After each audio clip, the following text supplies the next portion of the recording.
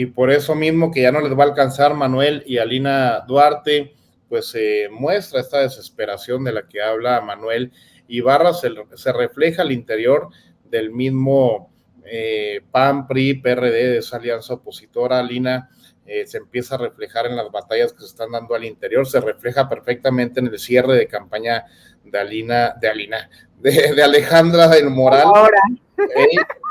No me confundo, ¿verdad? Ahora sí. Sería mejor el cierre de Alina, definitivamente. No, hombre. Los voy a invitar a mi cierre de campaña ahora que... Sí, haríamos mínimo ahí, bailaríamos o algo, sí. Ahora sí que una súper disculpa, Alina Duarte. En el cierre de campaña de Alejandra del Moral, pues con este enfrentamiento que se da prácticamente entre la militancia y los acarreados del PRI y del PRD en Toluca, pero también pues en estos ataques violentos que hacen contra manifestantes, compañeras, compañeros que tenían ya algunas semanas protestando a las afueras de la Suprema Corte de Justicia de la Nación de manera pacífica, de manera fuerte, contundente, pero pues en santa paz. Alina Duarte, y pues que llegan estos conservadores con la espada desenvainada, con una actitud totalmente violenta que se empieza a reflejar más en esta temporada. Ya lo anunció el presidente López Obrador, veremos una escalada pues de mentiras, de la rabia del conservadurismo, de la oposición por la elección del Estado de México y de Coahuila, pero también pues vendrá una escalada permanente de aquí al 2024 en cuanto a la violencia por parte del conservadurismo, Alina. Pues mira, yo creo que hay que estar ya listos y listas, tanto mental como físicamente, ¿no? Para esperarnos a lo que viene. Yo he insistido en que la derecha en este país, electoralmente organizada, bajo las siglas del PAN, del PRI, de Movimiento Ciudadano, etcétera, etcétera, el PRD no sé si sigue existiendo, por cierto, pero bajo esta lógica, yo creo que hay que tener mucho cuidado. Y no lo digo yo más bien hago referencia a los procesos progresistas que han ocurrido durante las últimas 2 décadas. En algún momento en América Latina teníamos esto que se denominó la década ganada, ¿no? En donde estaba Néstor Kirchner, después Cristina Fernández de Kirchner, estaba Hugo Chávez, Evo Morales, Rafael Correa, Manuel Zelaya en Honduras, etcétera, etcétera. Sin embargo, ¿qué pasó? Pasó que las derechas, siendo derechas, pues no descansan e impulsaron toda una actividad, ya sea de paros económicos o intentos, ¿no? De sabotaje económico, como en el caso del 2002 en contra de Hugo Chávez en Venezuela, intentando un paro económico que no lograron, pero que insistían, ¿no? Llamaban a la gente a no laborar, sobre todo en las empresas productivas como en el sector de petróleo, o en el caso de Ecuador emprendieron una campaña brutal y tremenda mediática y jurídica en contra de todo el correísmo. En el caso del kirchnerismo, bueno, han sido décadas de impulsar agresiones en contra, en su momento de Néstor y ahora de Cristina, y acaban de ganar hace unos meses, ¿no? En esta victoria de inhabilitar a Cristina para ocupar cualquier otro cargo, es decir, en estas elecciones presidenciales que están a la vuelta de la esquina, ya son en el mes de octubre, no tienen un candidato fuerte desde la izquierda. México no tendría por qué ser la excepción a una lógica en donde las derechas aglutinadas en sectores empresariales, la Coparmex, o en el caso de el PRI, el PAN, el PRD, Movimiento Ciudadano, pues van a actuar, ¿no? Hasta el cansancio para ver sus intereses nuevamente retomarse dentro de la estructura, ¿no? En esta alianza que se tiene, gobierno, Estado, empresas, que se tenía durante el neoliberalismo. Es verdad que todavía hay muchos resquicios, sin embargo, también es cierto que ese desmantelamiento y privatización de varios de los sectores públicos, ¿no? Estatales, han sido lo opuesto durante este sexenio, que de hecho hay cosas muy, muy rescatables como el tema del litio, ¿no? El tema de la energía eléctrica, mientras vemos que en España están, pues, incluso, ¿no? Llegó el momento en que en España lavaban o hacían uso de la electricidad de noche porque era más barato, entonces tenías a los españoles lavando su ropa a las 3 de la mañana porque la electricidad era más barata. Eso no lo estamos viendo hoy en México a pesar de una pandemia, a pesar de la guerra en Ucrania, etcétera, etcétera.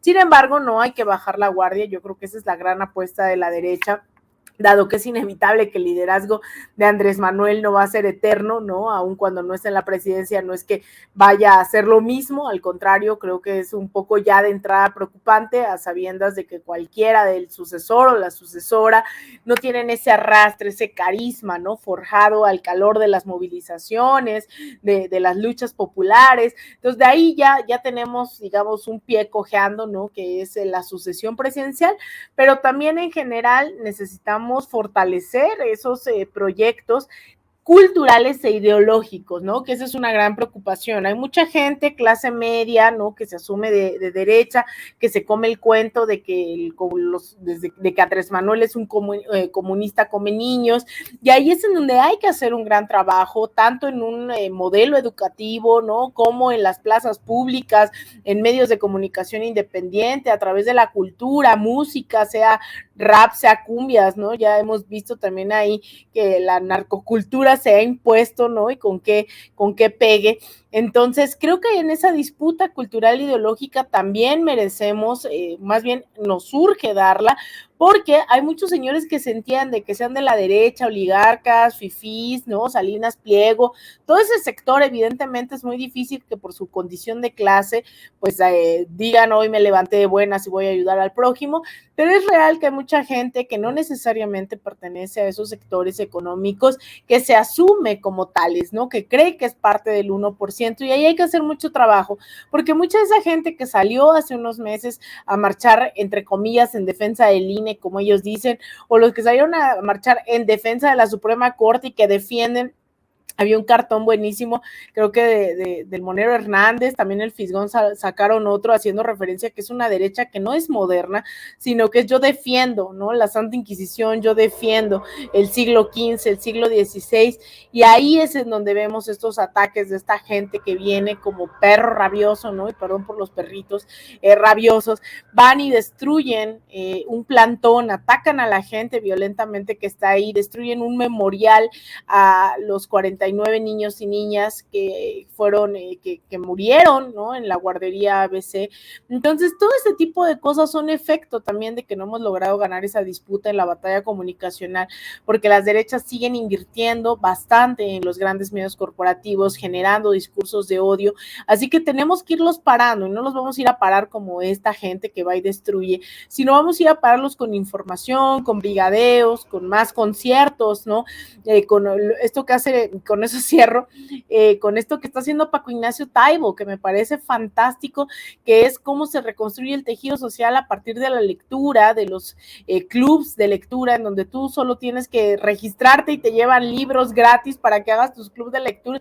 O sea, eso es impresionante, y hay muchos ejemplos, ¿no? O sea las utopías en Iztapalapa, sea también en alguna medida no tan masivo como las utopías, pero los pilares, que también ahí hay que pagarle a la gente de los pilares, ¿verdad? Hay bastantes críticas sobre el outsourcing también dentro de estas, todavía existente dentro de la 4T, pero en fin, ¿no? O sea, yo creo que hay una disputa amplia, una disputa por el sentido común, la batalla comunicacional, pero sobre todo también esa parte ideológica, ¿no?